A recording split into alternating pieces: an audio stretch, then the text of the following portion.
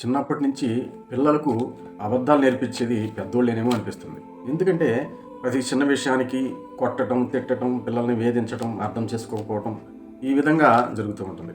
ఇప్పుడు ఉదాహరణకు పిల్లవాడు చిన్న గ్లాస్ పగలబెట్టాడండి. ఆ గ్లాస్ పగలబెడితే అమ్మ ఇట్ట పగిలిపోయింది అని చెప్పాడు. నువ్వు పగలగొడతావా అని చెప్పేసి వారిని ఏడా కొట్టేయడం, బాధ పెట్టడం. కొంతమంది తల్లులు అయితే రక్తం కారేటి పెట్టేస్తూ ఉంటారు. కొంతమంది తండ్రులు అయితే ఎట్లా పిల్లల్ని వేధిస్తారో వాళ్ళకే తెలుసో లేదో అట్లా వేధిస్తూ ఉంటారు. అలాంటప్పుడు ఏమవుతారంటే పిల్లలు భయపడి మరొకసారి ఏదన్నా చేసినా కూడా వాళ్ళు అబద్ధం ఆడే పరిస్థితి వస్తుంది. ఎందుకంటే నిజం చెబితే కొడతారు కదా, తిడతారు కదా అని నేను చేయలేదు, నేను పగలగొట్టలేదు, ఇవన్నీ నాకు తెలియదు అని వాళ్ళు చేసినా కూడా చేయలేదని చెప్పటం ఆ అబద్ధం అనేది అప్పుడే స్టార్ట్ అవుతుంది. ఉదాహరణకి స్కూల్లో ఎవరికైనా ఒక పెన్ను ఇచ్చారనుకోండి, పెన్ను ఇచ్చామమ్మా అంటే నాయనా అలా కాదు, అవసరమైతేనే ఇవ్వు, అనవసరంగా ఇచ్చి నువ్వు లేకుండా చేసుకోమాక అని చెప్పేసి దాతృత్వం నేర్పుతూనే జాగ్రత్తలు మనం నేర్పుతూ ఉంటే పర్వాలా. వాళ్ళకి ఎందుకు ఇచ్చావు, నువ్వు అట్లా చేస్తే అట్లా ఎక్కడి నుంచి వస్తున్నాయి అది ఇది అని చెప్పి వాళ్ళని ఏడా కొట్టేసామనుకోండి, రేపొద్దున ఇది ఇచ్చినా కూడా ఏమి కూడా చెప్పరు. ఏమైందంటే అబద్ధం ఆడతారు, ఏదో ఒక అబద్ధం దాన్ని కలిపి చెబుతూ ఉంటారు. ఈ గ్లాసు పగలగొట్టినప్పుడు జాగ్రత్తగా ఉండు, వస్తువులు చాలా ఊరికనే రావు, మనం డబ్బులు ఖర్చు పెట్టి కొనుక్కుంటే వస్తాయి అని ఆ కష్టాన్ని తెలియజేస్తూ మనం ఈసారి జాగ్రత్తగా ఉండు అని మనం వాళ్ళకి చెబితే పర్వాలా. అలా చెప్పకుండా అకస్మాత్తుగా పిల్లల మీదకి వెళ్ళిపోవటం వల్ల ఏం జరుగుతుందంటే వాళ్ళు అబద్ధాలు నేర్చుకుంటాం అనేది స్టార్ట్ అవుతుందన్నమాట. ఇంకా కొన్నిసార్లు ఏం జరుగుతుందంటే తల్లి కానివ్వండి, తండ్రి కానివ్వండి, ఏదన్నా ఒక ప్రమాదకరమైన పిల్లడు అక్కడ ఏదైనా పాడు చేశాడు అనుకోండి, ఆ తల్లి గయాల మనిషి అయితే అమ్మో పిల్లలు కొట్టేసి ఇచ్చేసేస్తుందేమో అని చెప్పేసి ఆ తండ్రి ఏం చేస్తాడంటే నేను చేశానని చెప్పు, లేదా ఈ పని నేను చేశానని చెప్పు, ఇది నేను చెడగొట్టానని చెప్పు, నేను పగలగొట్టానని చెప్పు అని తన తండ్రి మీద వేసుకుంటాడు. అబద్ధం అప్పుడే స్టార్ట్ అవుతుంది, అది తెలియకుండానే అది స్టార్ట్ అవుతుంది. కొంతమంది తాగుబోతు భర్తలు ఉండటం వల్ల ఆ పిల్లల్ని ఏదన్నా చేస్తాడేమన్న భయంతో వాళ్ళ అమ్మ ఏం చేస్తుందంటే నా మీద చెప్పరా, అమ్మ పగలగొట్టిందని చెప్పరా, అమ్మాయి తప్పు చేసిందని చెప్పరా, నీ మీద పెట్టుకోమాక నిన్ను మీ నాన్న కొట్టేస్తాడు, చంపేస్తాడు అంటూ ఆ విధంగా ఒక మంచి నేర్పినట్టే అబద్ధం నేర్పుతారు. ఆ పిల్లలు ఏం చేస్తున్నారంటే అర్థం చేసుకోక అది ఆ అబద్ధాన్ని నిజమనుకుని అది ముందుకు కొనసాగించే పరిస్థితి వస్తుంది. మనం ఒకసారి చిన్నప్పటి నుంచే అన్నం తినిపించడానికో, లేకపోతే వాళ్ళని నమ్మించడానికో, వాళ్ళని ఆ పని నెరవేర్చడానికో, భ్రమ పెట్టడానికో సందమామ రావే, జాబిల్లి రావే, అదిగో సందమామ వచ్చేస్తున్నాడు, తిను అంటూ ముద్దలు పెడుతూ, సందమామ రాదని మనకు తెలుసు, కానీ ఆ పిల్లవాడికి తెలియదు. కాబట్టి మనము ఒక మంచి కోసమే అన్నం తినిపించడానికి పెద్దవాళ్ళు ఏం చేస్తారంటే ఒక అబద్ధాన్ని అక్కడ రుద్దుతారు. వాళ్ళు ఆ తెలియని వయసు కాబట్టి అప్పుడు పర్వాలేదు. తర్వాత కాలంలో ఆ చిన్న అబద్ధాలు ఏమవుతున్నాయి అంటే అది పెద్ద ప్రమాదంగా మారిపోయే పరిస్థితి వస్తూ ఉన్నాయి.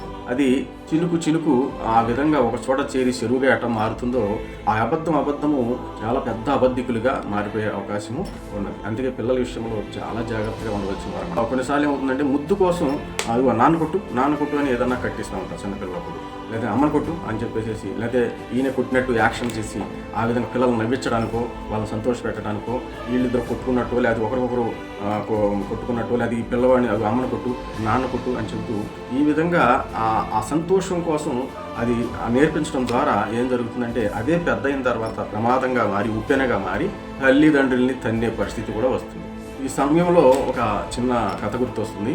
అంటే అబద్ధాల్లో ఆరితేలిపోయిన వారు, గద్దించక భయపెట్టక మరి గజ దొంగలుగా మారిపోయిన వాళ్ళు వాళ్ళ వెనకాలన్న ఆ చరిత్ర ఏంటి, వాళ్ళు అలా తయారవడానికి కారణాలు ఏంటి అనేది ఎన్నో ఉన్నప్పటికీ ఒక చిన్న ఉదాహరణ మీకు చెబుతాను. ఒక తల్లి కొడుకున్నారు. ఆ కొడుకు ఏం చేశాడంటే ఒకసారి తోటకూర దొంగతనం చేసుకొచ్చాడు. తోటకూర దొంగతనం చేసుకొచ్చినప్పుడు ఈ తల్లి ఏమందంట, అయ్యో మంచి పని చేసావురా, నాకు ఈరోజు ఏం కూర వండాలో నాకు అర్థం కాలేదు, ఆలోచిస్తూ ఉండగా నువ్వు మంచి పని చేసావు, ఈరోజు కూర గడిచిపోయింది అందరు. అతను చిన్నపిల్లడు కాబట్టి ఏమనుకున్నాడు, నేను చేసిన పని మంచిది కావాలో అని అనుకున్నాడే కానీ దొంగతనం అని గుర్తించలేకపోయాడు. మళ్ళా అమ్మను మెప్పించాలా, అమ్మ నన్ను మెచ్చుకుంది కదా అన్న ఉద్దేశంతో మరి ఇంకా కూరగాయల దొంగతనం చేస్తున్నాడు. కూరగాయల దొంగతనం చేసుకుని వచ్చినప్పుడు వాళ్ళమ్మ ఈరోజు బాగా నాకు కూర గడిచిపోయిందని మెచ్చుకుంటూ ప్రారంభించింది. తర్వాత ఇంక వస్తువులు దొంగతనం చేసుకుంటాం ప్రారంభించాడు అక్కడక్కడ. ఆ వస్తువులు దొంగతనం చేసినప్పుడు కూడా ఆమె అప్పటికైనా మెలుకొనుకోకుండా, గద్దించుకోకుండా, అయ్యో ఈ వస్తువు చనాల్చి నేను కొనాలనుకున్నాను ఇంట్లో, అవి ఇది లేదు మనకి, అది లేదు, మంచి పని చేసావు నాన్న, మన ఇల్లంతా కూడా చక్కగా ఈరోజు ఏమీ లేవు అనుకోకుండా చక్కగా అన్నీ ఉన్నాయి, అన్నీ తెస్తున్నావు అని తల నెమురుతూ ఆ విధంగా మెచ్చుకుంటాం ప్రారంభించింది. పెరిగి చివరకు ఇతను వయసు పెరుగుతున్న కొలది కూడా ఇంకా అబద్ధాలు ఎక్కువైపోతా ఉన్నాయి. ఒక గజ దొంగలాగా పెరిగిపోయాడు. ఆ అబద్ధాల్లో ఆరితేలిపోయిన పరిస్థితిలోకి వచ్చేసాడు. తర్వాత అలా పెద్ద దొంగగా మారిపోయి మరి చాలా విలువైన బంగారు వస్తువులు, పెద్దవాళ్ళ దగ్గర బంగారు వస్తువులు కొట్టుకుని వచ్చేసాడు. వచ్చేసి సైలెంట్గా ఇంట్లో పడుకున్నాడు.